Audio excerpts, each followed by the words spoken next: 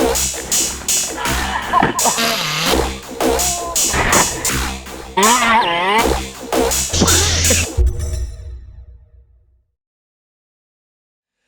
everyone, Joel from RC Max UK here. Hope you're doing well. This is what I bought when I sold my FID Dragon Hammer.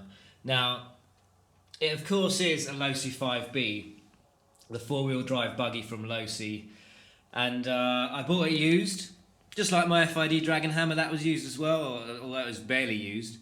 And I've done a few little mods to it to kind of make it more my own, I suppose. But it's kind of largely as it came from John.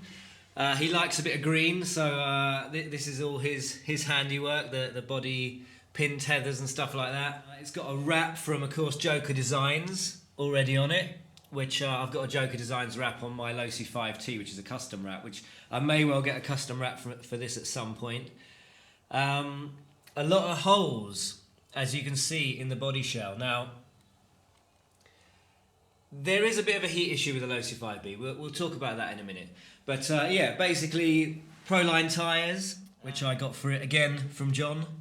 He recommended them, so I went for those. And yeah, I guess, as I said, holes in the body, a bit of engine fiddling as far as air cooling goes again. But yeah, so I sold my Dragon Hammer. A few people wondered why I was selling it, or kind of asked, you know, it was a big deal. Why are you selling your Dragon Hammer? You know, why would I sell it, I suppose, is the question. But I mean, just to talk a little bit about that, I did feel that the Dragon, that I just wasn't using it, really. I guess I wasn't using it enough. I wasn't feeling that I could kind of bash it about the way I like to drive. I like to jump. I like to go fairly, I don't know, you know, kind of do some big jumps and bash around fairly hard. And I kind of felt almost like it was too nice to do that with it. And it did have an interesting way of handling. Nothing wrong with the way it handles. A bit rolling, of course, as people have picked up on. But, you know, I don't think, to be honest, that was a big deal for me. More so just the kind of way it jumped. Quite heavy, maybe a little bit slow. The lack of gearing options maybe put me off a little bit, to kind of make it maybe a little bit faster. But none of that, to be honest, was an issue for me. It was mainly just that I wasn't using it enough. And I thought, after seeing these running, that I would use one of these more. So that's why I bought it. Right, so yeah, continuing really with the holes in the body on this side as well. Just basically trying to get increased airflow. I mean, with this tuned pipe, it basically wraps around the back of the engine. And of course, you've got your pull start here, down here, with the air intake. So it's basically drawing air, or when this is all covered up, of course this part of the body's been cut out here, and here, there's more body normally here. Basically it's drawing air from the back here, and that's where the exhaust is. So it's drawing hot air, it's getting pushed over the engine, and then the air is getting stuck inside the body, or that's the kind of feeling that I get anyway.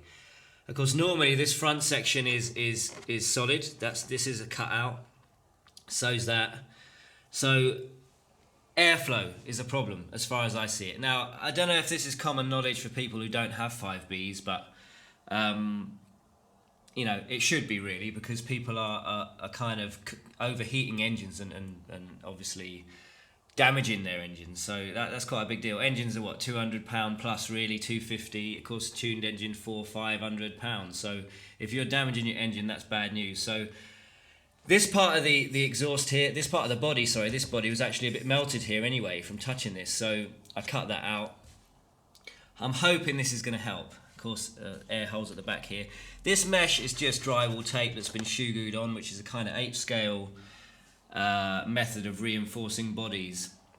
You know, I put that on just because I'm used to doing it with 8-scale bodies.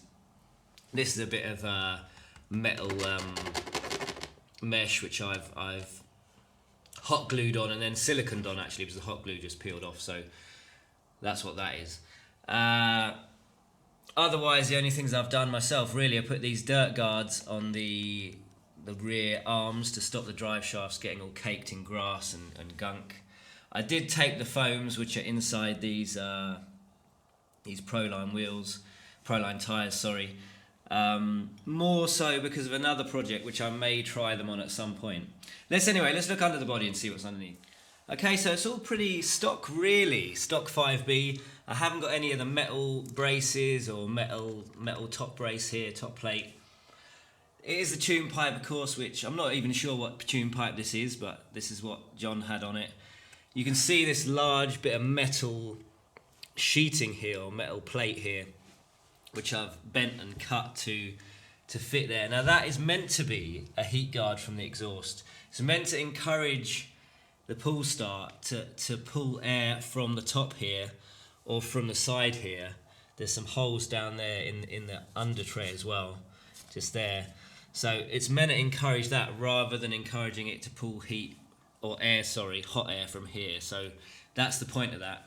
Also, I've cut this plastic top part of the engine cover. Of course, that normally comes right over the top of the engine here, and it encourages air from the pull start at the back to be blown, of course, through these fins and then out this way, or out the front and out this way. But again, there's kind of a lot of body over this bit, so I wanted the hot air really to be still blown over, so it's still this backside is still on here, but then the hot air hopefully will come up, will rise up, and that's the point of that. Oh, that's the thinking at least that I've got. It's got a brace here for the throttle servo. Of course, we know these throttle servos, they rock about a little bit when they're under tension, so that's the point of that. That's a rock armor brace, I believe. Running just the one Savox servo for steering, and when I used it the other day, that seemed plenty to me. I guess 2 servos is great for racing and reliability and that extra bit of power, but it's a nimble buggy and 1 seems plenty. You've got a Lipo switch here which I put on just for a bit of added lipo cutout, and it gives you a coloured light to tell you what your lipo's set at. And the only other thing I noticed which is annoying, which I find really annoying actually, is this battery tray. Because the pipe, with a tuned pipe, of course, a standard pipe, I guess, is just a small pipe that sits here. But most people are going to run a tuned pipe of some sort, I would imagine, with a buggy like this. You cannot get to the battery tray. It's underneath it, and it's got a screw up here. It's got a screw here, and one at the back here, which is totally underneath that. So you can't get to it. So basically, you either leave your lipo in there and make a hole at the side, which is what John did, and you leave your leads hanging out.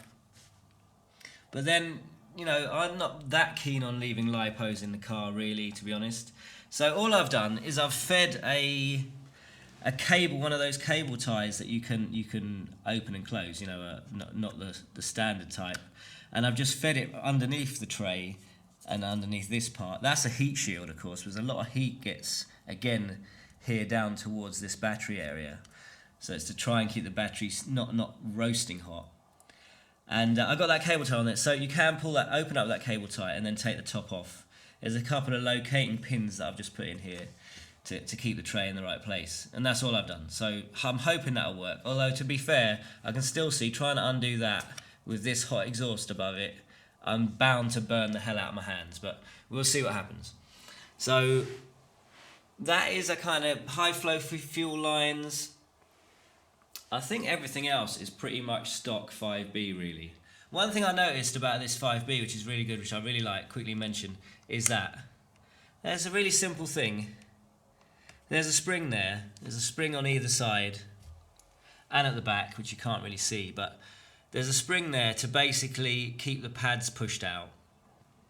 It's things like that, and that's one thing that drew me to the losi 5B. The little quality things, because your brakes do bind on my 5T anyway, or can do. They get hot, and in this case you've got a nice vented brake disc which is down there, and you've got little things like that. You've got, of course, an alloy centre diff case as well, which is nice, and just the small things. They're the things that make a difference, I reckon, and the quality things, and that's what I was hoping with the 5B, is as it's a kind of more racing package, or the idea of a racing package, it's just going to be that little bit more quality. Things like the shocks, shock towers, a bit sort of higher quality. And higher quality race stuff is normally nice and durable as well. So even if you're a basher, or if you like bashing, that's why the 8 scale buggies are so good, because they're so tough. Racing is really hard on cars.